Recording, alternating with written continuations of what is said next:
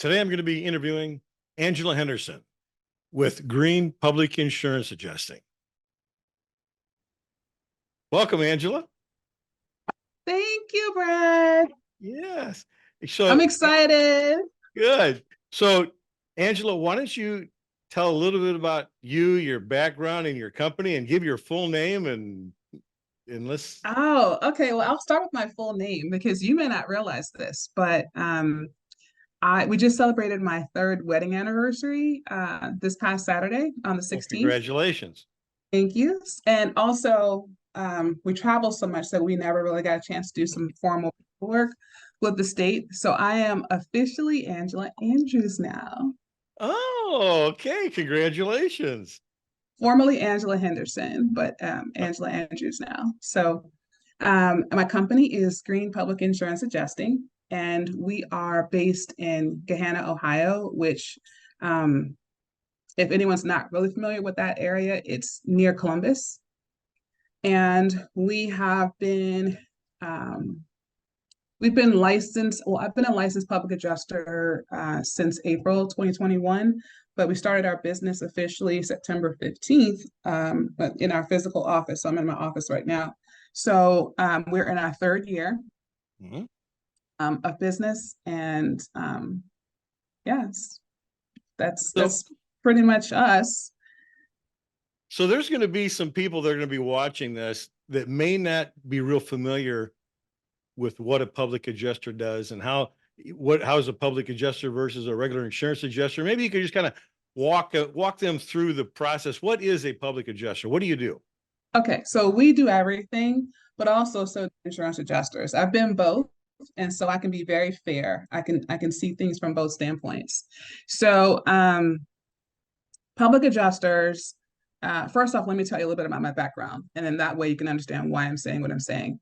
So I started off in the insurance industry in 2002, May 10th, 2002. So I'm very old. And I started off working in a workers' comp office in Richmond, Virginia, and I was introduced to insurance by my father, who also worked in insurance for years and years. So I swore up and down. I said, all right, I'm going to take this job because I had just moved back from California. I'm going to take this job because my unemployment was about to run out. And I said, I will not be in insurance for longer than 2 years. It's boring. I don't like it. It's stressful. So 20 some odd years later, here I still am. So insurance overall, whether you're a public adjuster or an insurance adjuster, is a wonderful career for anyone, especially someone who's building, a family and looking for a way to utilize all of their skill sets. Because both being an insurance adjuster and a public adjuster, there's an element of investigation that you have to really utilize and be creative in each of your cases, because each one is separate and different and distinct. And so that's how I started in insurance. And then fast forward, I was a claims adjuster. I was making $7.10 an hour when I first started. Oh, wow. That shows you, how long ago that really was. And that was above minimum wage at the time. So wow. But so I went from there to being a salary claims adjuster. I got promoted pretty quickly. And then I went to a senior adjuster. Then I was hired as what they call like a team lead, then officially a supervisor. And then my team in supervision grew from 2 employees to 35. And I sourced, hired, interviewed, trained. We didn't have an HR department in the company I worked in. Personally groomed all of those 35 employees, and eventually became the claims manager for that company. And then I went to another large company and was promoted to a director level position within that organization. They actually created it just for me because this organization, it was a sales driven organization, and they stopped at claims manager. So they made a director position because my role was a hybrid role involving some of the work that the vice president would normally do. sorry, not vice president. That was later.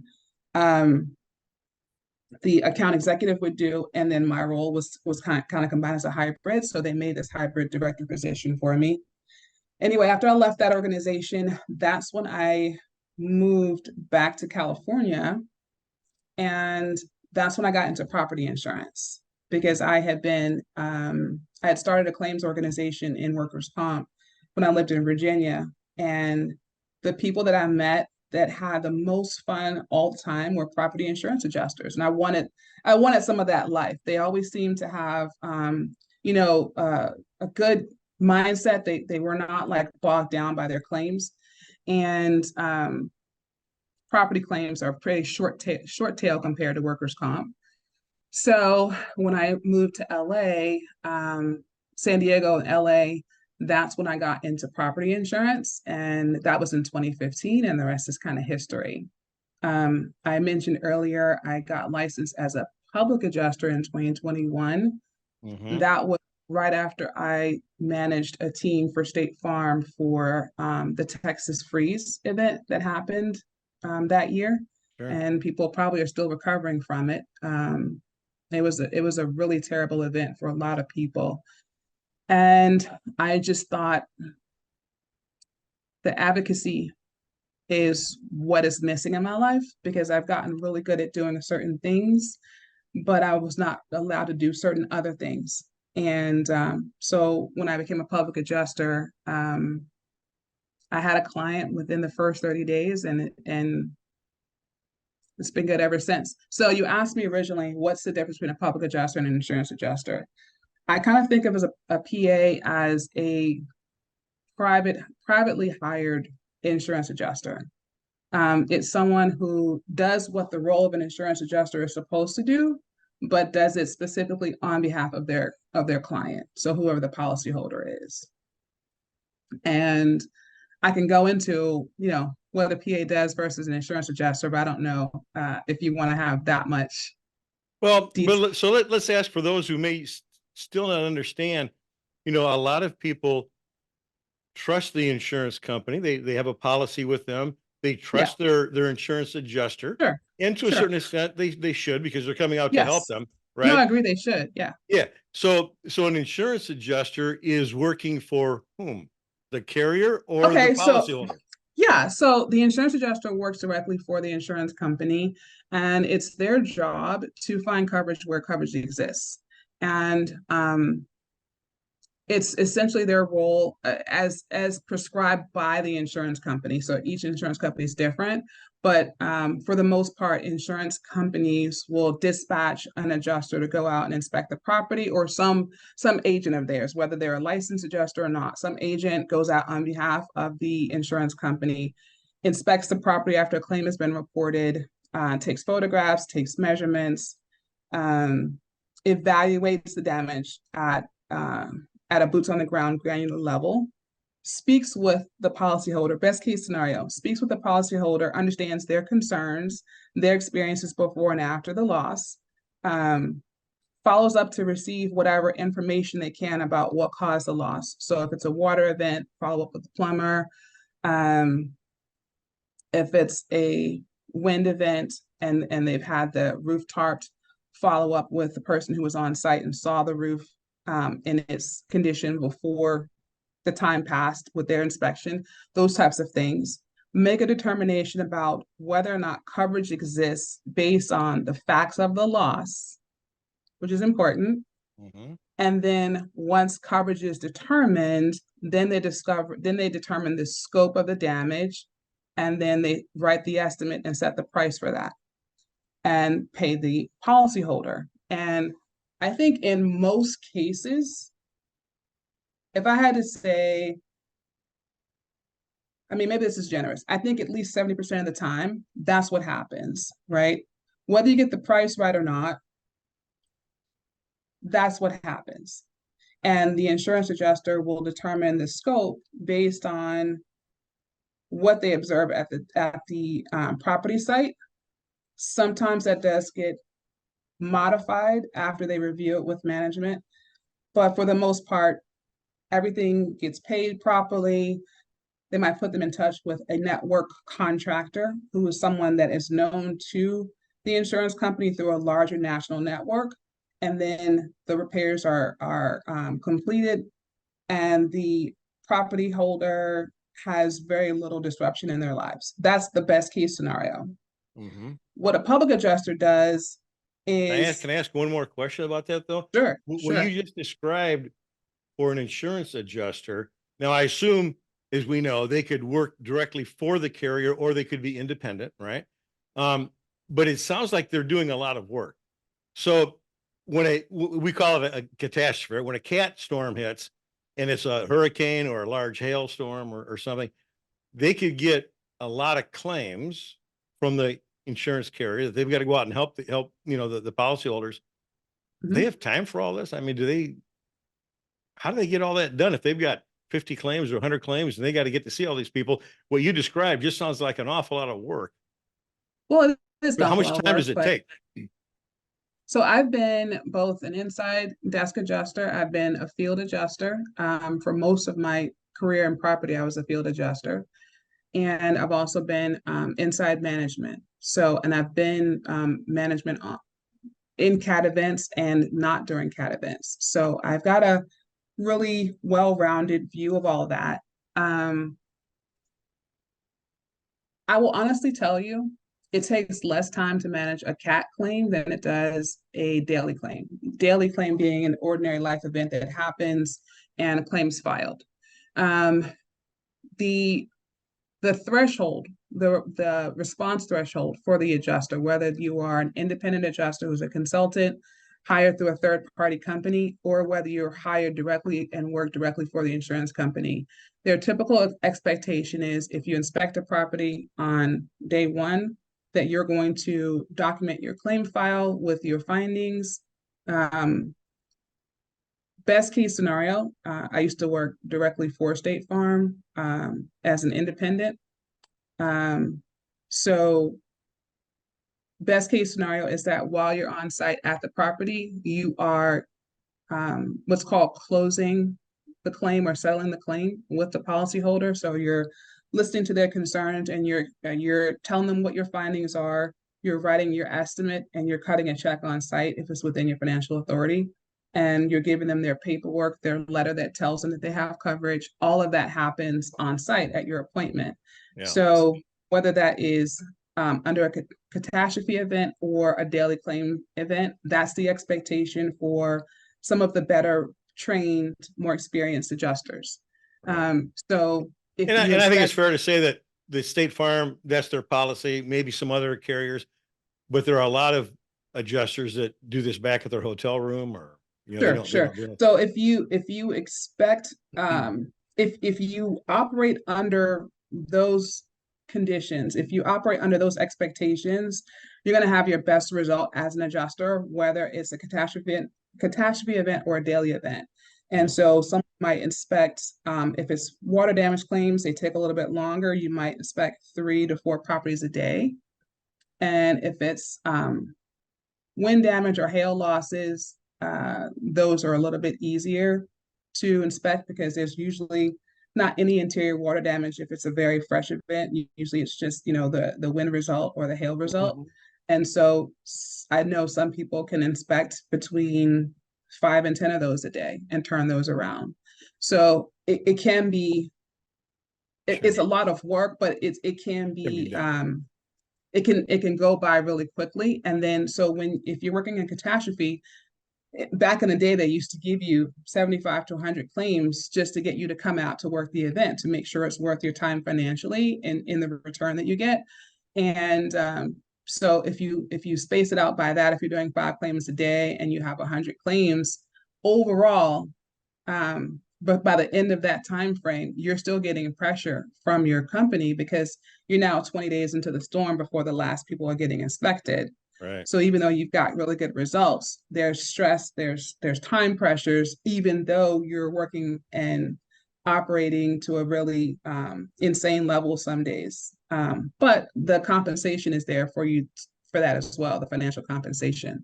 So now enters in the public adjuster, which you Yeah. are now a public adjuster. Why does a policyholder need a public adjuster? What? And I will say I'm also a licensed independent adjuster. I do hold licenses in other states. I'm just in my primary state here of Ohio. I am a public adjuster. Okay. So, and Kentucky.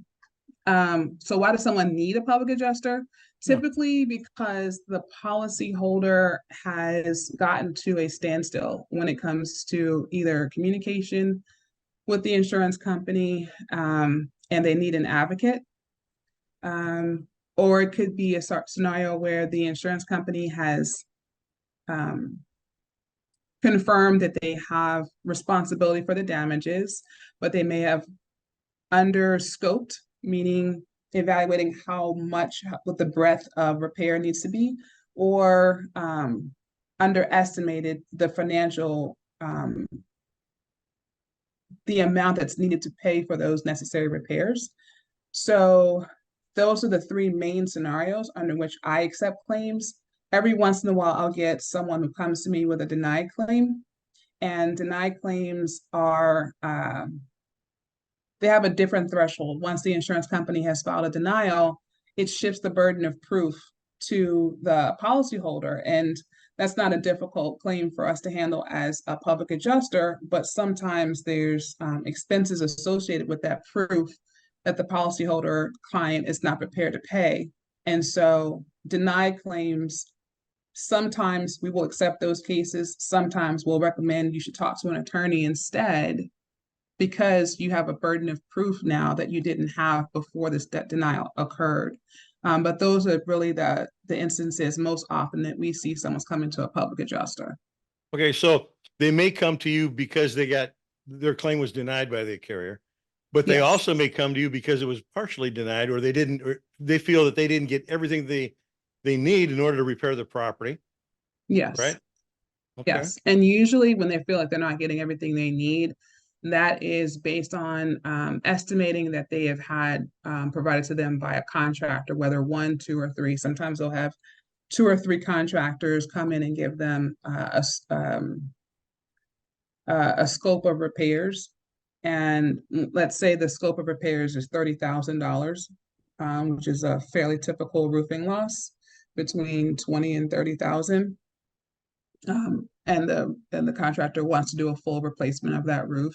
And let's say the insurance company has said, okay, well, your roof is 200 square feet, so we're going to authorize repair on, I don't know, 20 square feet. Mhm. And we don't believe that a full replacement is needed. So in that situation, they're giving approval, they're accepting liability, they're issuing payment, and sometimes the deductible threshold is not breached, so they're not getting a physical check, but they're opening up the liability, opening up the potential for you to recover under the loss that you filed, the claim that you filed. And so they'll look at this and say, okay, well, the insurance company authorized $300 for this work. My contractor says I need 30,000. I can't pay this difference, the 26.7. I don't know, 20. Hold on, my math is so bad. 29.7. Mm-hmm. I can't pay the 29.7 difference, so I need some help. Well, a lot of times, especially here in Ohio, the contractor will then try and help the client negotiate with the adjuster at the insurance company to get them to pay the full 30,000, or close enough that the policyholder can make up the difference. And sometimes they're successful at, sometimes they're not. So sometimes we get a referral that comes directly from the actual client. Sometimes we might get a call from a contractor saying, hey, we know that you're really good at doing this. Can you contact our clients, see if you can provide them any assistance? This is the scenario that they're facing.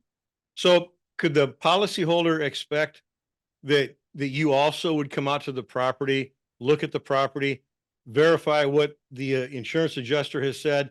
You also verify what the contractor has said. So you're kind of looking at the whole scope of work and determining what's fair. Yeah, and again, ideally, that's what the insurance adjuster is doing as well. There's so many factors as to why a claim might be under scoped which is they're not giving enough of the damages when they're making their assessment and repairs, or underpaid. There's so many factors. Sometimes the insurance adjuster's scope or pricing is in strong alignment with the contractor or the public adjuster, but because it's outside of their authority to issue payment or expand on that scope, their hands are tied. And I would think that So I would think there's also times where the damage is hidden, where the insurance adjuster may not see something on the first visit out, right? And as time goes on, then you or the contractor may find hidden damage. I would say at the time that we're contracted, it's very rare that it's a hidden damage question. It's very rare because they've not done any construction work yet. Hidden damage comes up a lot once you started, taking materials out and getting into the repair process. Hidden damage happens a lot. I just had a contractor reach out yesterday about mold damage that was found while they were doing what's called water mitigation, which is where there was an interior pipe leak in this case, and it's been about 60 days since the pipe leak occurred, and they're just getting after they hired us, just getting approval for the price of the mitigation.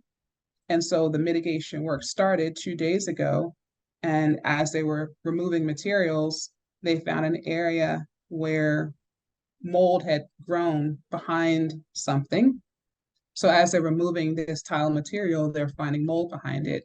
That's a hidden damage scenario. No one can see that mold growing, but that only happened after they were engaged with us and after they had started doing some destructive demolition. So it's typically not hidden damage. That's the reason why we're contracted, but it does get discovered during the process. A lot of times, yes. So that's where you would file for a supplement? Yes, typically it's not just a supplement process. So when we're dealing with the insurance adjuster, depending on their marching orders, a supplement being we provide the additional information, we provide the photos. In this case, we would have drying, water meter test results and drying recommendations, things that need to happen. And then this is the cost. And then the cost of that additional work, maybe it's an extra $1,000. That would be the supplement that you're speaking of. But in this case, because the area in question was not an authorized area of repair, which is a scope issue, it's a scope evaluation first before we can even get to the pricing and the supplemental charges. So when do you determine that it should go on to an attorney or an appraiser? When do you take a look at that and evaluate, okay, we need some more help here?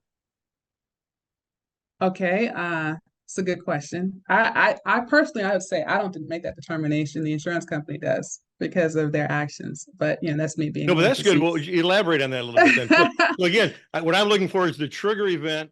What triggers the event, or what what event? Yeah. I'll give you an example of a case that's ongoing right now.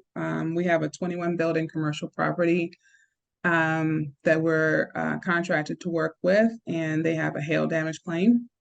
And we spent, when I say we, I mean my husband, spent almost a week looking at all those roofs with the insurance company's inspector and confirmed that there was hail damage to all 21 of these buildings. The insurance company adjuster has already told me verbally, not in writing, that what their recommendations were, which were full replacements for all the roofs. But because the dollar amount to pay the claim was well beyond her financial authority, it had to go through a management review. And then that manager had to go to his manager, again, because of the amount that we're talking about. So it took about an extra 3 weeks for those two managers to review the file notes, have sit-down meetings, look at all the paperwork. And then they determined that even though there's this visible damage here, that our inspector confirmed on site because they had hail damage last year. And we had an evaluation done by an engineer last year. We're not going to approve a full roof replacement because we think they can do a repair. So even though there's hail spattered enough to cause the full replacement, and the insurance company adjuster, who is a staff adjuster, agreed based on the findings, management kicked it back and said, we will authorize this scope, which was pretty much half the roofs on all the buildings, or on 17 of 21 of the buildings. So this is why I say it's not necessarily me who's determining if it's going to go to an appraisal or an attorney. And I can't speak to you about what's happening about the claim now. Sure. But in that scenario, when people who are physically associated with the loss and the property have validated the damages, so there's coverage is confirmed, so covered loss. The scope was originally confirmed by the adjuster and the repair price set. And then that adjuster was overridden as a matter of procedure. I think the insurance company has determined what's happening next with this claim. Mm-hmm. Sure. Do you ever get the question from the policyholder, how long does this process take? All the time. They always ask me. I even had one, we have an HOA in the Dayton area. So we have their sister property, and then we have this property. And we started with the sister property a year before. This is after a tornado that happened in 2019. And then this property, which is twice the size, saw how we were doing with the sister property. They signed us on almost a year later because they weren't really getting the traction that they wanted for their repairs. They tried to even write it, they tried to like change our contract. And I said, look, Ohio requires that you get state approval for your contract. I can't change my contract, and I won't. You can just find another public adjuster. And they said, well, no. Let's see what we can do here. So, but they tried to give us contract language, making us responsible for giving them a return within 60 days, a fully closed out file within 60 days, and holding us financially responsible if the insurance company doesn't pay. I thought, who is your attorney? Because they clearly don't understand property insurance. You've had this loss of your own for 2.5 years. And it's your expectation that we're going to close this out in 60 days. It took us 60 days just to get all their paperwork in because of how long it took just to get, certain information. So it took almost 60 days just to get their policy. Wow. But yes, sometimes they want a turnaround date. And I say, turnaround depends on how quickly we can get the information that we need and how quickly the insurance company agrees with what we tell them. So what geographical area does your company service? I know you've been talking about Ohio. Where else do you go? Yes. Okay. So we are central Ohio, and here in the Columbus area, we're central. And so to one direction to the west, we have the Dayton and then the Cincinnati area. And then north, we have the Cleveland area. And Cleveland tends to get a lot of high wind damage claims because it's right there off the water. And then Cincinnati gets just a mixed bag of stuff. But a lot of times we end up with wind claims, but we also end up with water damage. A lot of our commercial work comes out of that area. So we end up servicing the 2 hours north and then the 2 hours west, and then sometimes everything in between. Right now we have a water damage claim in West Portsmouth, which is not as far as either one of those two major cities as far as the crow flies, but it's right on the border of Kentucky, and they got heavy mold damage. This was a fire loss back from April, and it's not even been fully mitigated yet since April, which shows you kind of what's been going on with it. So we end up servicing most of the state kind of inadvertently, but we don't really put a cap on where we will go. Ohio is one of those states where, at least in the city of Columbus, if you're in the area and it's in the Columbus area, 15 minutes any direction will pretty much get you where you're going. So we don't consider it too much to have to drive a few hours. Plus, both my husband and I, we've been field adjusters. So I have literally, even before I got married, I've literally driven from California, where I lived, to Illinois in 48 hours in order to take a job assignment, because the assignment started on a certain day and I had to be there at that time. So I drove until the wheels fell off pretty much, and got there on time. So we're just used to traveling. Sure. And we enjoy traveling, so it doesn't really matter. So if somebody wanted to get in touch with you to learn more, tell them how they can reach out to you. Okay, so we have this awesome website that I created. And that recently Kuva Media gave us a brand revision and update on. So it looks spectacular. So that web address is thegreenpa.com. It's TheGreenPA.com. Most people will call my cell because I'm just, kind of visible on social media. So most people, we've done no advertising. All of our work, and we're very busy, all of our work comes from referrals. Nice. And sometimes it comes from social media. So if you're trying to reach me directly, you can call my cell. It's published everywhere. It's 804-512-8323. And then if you want to call the office number 937-657-9295. Perfect. Well, thank you, Angela. I appreciate your time. And absolutely. You'll have to come back again. Yes, thank you so much. All right.